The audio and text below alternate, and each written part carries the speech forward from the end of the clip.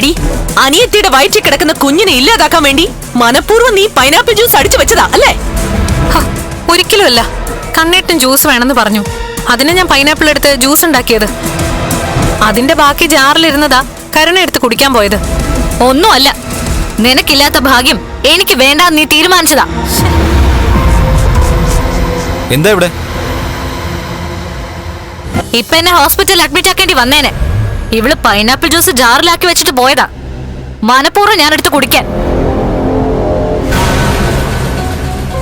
നിങ്ങൾക്കിത് എന്തിന്റെ കേടാ?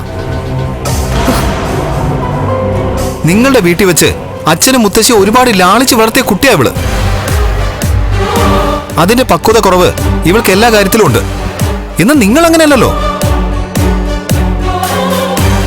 പൈനാപ്പിൾ ജ്യൂസ് കുടിച്ചു കഴിഞ്ഞാൽ ഈ സമയത്ത് കുഞ്ഞിനത് ദോഷം ചെയ്യുന്ന നിങ്ങൾക്കറിയില്ലേ? ഉണ്ണി, നീ എന്താ ഇങ്ങനെയൊക്കെ സംസാരിക്കുന്നേ? എന്റെ ഭാഗം കേൾക്കാതെയാ നീ ഓരോന്ന് പറയുന്നത്. ഞാൻ കണ്ണേട്ടന് വേണ്ടിയിട്ടാണ് ജ്യൂസ് ഉണ്ടാക്കിയത്. അതെടുത്ത് കുടിക്കാൻ ഇവളോട് ആരെങ്കിലും പറഞ്ഞോ? ഞാനൊരു കുഞ്ഞിനെ പ്രസവിക്കുന്നതും അതിനെ ലാളിക്കുന്നതും നിനക്ക് കാണാനുള്ള ശേഷിയില്ല. അതൊഴിവാക്കാനാ നീ ഇപ്പൊ ഈ വേണ്ടാത്ത പണി കാണിച്ചത്. നിന്റെ വിശ്വാസം അതാണെങ്കിലേ ഇനി പഴയ പോലെ എന്റെ ഭാഗം ന്യായീകരിക്കാൻ വേണ്ടി കൂടുതൽ സംസാരിക്കാനൊന്നും ഞാനില്ല. എന്റെ ഭാഗത്ത് സത്യം ഉള്ളതുകൊണ്ട് എനിക്കത് ന്യായീകരിക്കേണ്ട ആവശ്യമില്ല. ഒരു കാര്യം ഞാൻ പറഞ്ഞേക്കാം. കണ്ണേട്ടന്റെ ഭാര്യയായി വന്നതുകൊണ്ട് നിങ്ങൾക്ക് കുറച്ച് അധികാരം ഇവിടെ കൂടുതലാ. എന്നുവെച്ച് എന്റെ കുഞ്ഞിനെ കളയാൻ അതിബുദ്ധി എങ്ങാനും കാണിച്ചാ നിങ്ങൾക്ക് അതിനുശേഷം ഒരുപാട് ദുഃഖിക്കേണ്ടി വരും. നീ എന്ത് ചെയ്യുന്ന പറയുന്നത്? നീ ഇപ്പൊ പറഞ്ഞല്ലോ ഇവക്ക് പക്വതയില്ലാന്ന്. കല്യാണം കഴിഞ്ഞൊരു പെൺകുട്ടിയാണ് ഇവള്. നാളെ ഒരു അമ്മയാണ്. അങ്ങനെ ഒരുവൾക്ക് പക്വതയില്ലാന്ന് തോന്നിയ അവളെ കാര്യങ്ങൾ പറഞ്ഞ് മനസ്സിലാക്കി നല്ലൊരു കുടുംബിനിയാക്കി മാറ്റേണ്ടത് നിന്റെ കടമയാ. അത് ചെയ്യാതെ നീ എന്താ എന്നെ ഭീഷണിപ്പെടുത്തുന്നോ? നീ ആരോടാടി സംസാരിക്കുന്നത്? ഉണ്ണിയേട്ടനോട് നേർക്ക് നേരെ സംസാരിക്കാൻ നീ ആയോ?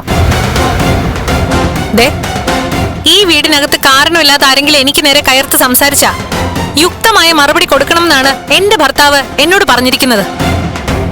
കണ്ണേട്ടന്റെ ഭാര്യയായി ഇരിക്കുന്നിടത്തോളം കാലം എനിക്ക് അദ്ദേഹത്തെ അനുസരിച്ചേ പറ്റൂ. അനുസരണ കൂടിപ്പോയാലേ നിന്റെ കാരണത്തെ പാട് വീഴും. പിന്നെ എന്റെ കൈ ആ സമയത്ത് ഞാനങ്ങ് കണ്ടിച്ചു കളയുമല്ലോ. നിന്നെക്കാളും ജോലി ചെയ്ത കയ്യാ ഇത്. ആ പാടിനേക്കാളും വലിയ പാട് നിന്റെ കരണത്ത് വീഴും. ദേ, കൊച്ചിനെ കൊണ്ട് പൈനാപ്പിൾ ജ്യൂസ് കുടിപ്പിക്കാൻ നോക്കിയിട്ട് നീ കൊച്ചമ്മയാകുന്നോ? ഞാൻ കൊച്ചമ്മയാവാനൊന്നും ശ്രമിച്ചിട്ടില്ല. ആരുടെ മുമ്പിലും ഇനി കൊച്ചാവരുതെന്ന് എനിക്ക് ആഗ്രഹമുണ്ട്. നിന്ന് വഴക്കിടാതെ പോവാൻ നോക്കടി. അമ്മ പോവാൻ പറയുമ്പോ പോവേണ്ട കാര്യം എനിക്കില്ല. ഇപ്പോഴിവളീ ജ്യൂസ് കുടിച്ചിരുന്നെങ്കിൽ എന്താവുമായിരുന്നു അവസ്ഥ? ഇനി ഇതുപോലെ ജ്യൂസ് ഉണ്ടാക്കുമ്പോ അതിന്റെ ബാക്കി വെക്കാതിരിക്കാൻ ശ്രമിക്കാം. ഒരു അബദ്ധം പറ്റിപ്പോയി, സോറി.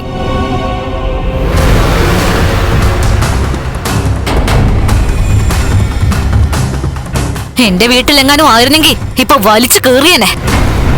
ഞാൻ ഇതുവരെ അവരുടെ മുഖത്തോക്കി ഇങ്ങനെയൊന്നും പറഞ്ഞിട്ടില്ല. പക്ഷേ ഇനി തലതാഴ്ത്തി നിന്നിട്ടൊന്നും കാര്യമില്ല. മനഃപൂർവ്വം അവരെന്റെ കുഞ്ഞിനെ കളയാൻ നോക്കിയതാ. അതുറപ്പല്ലേ?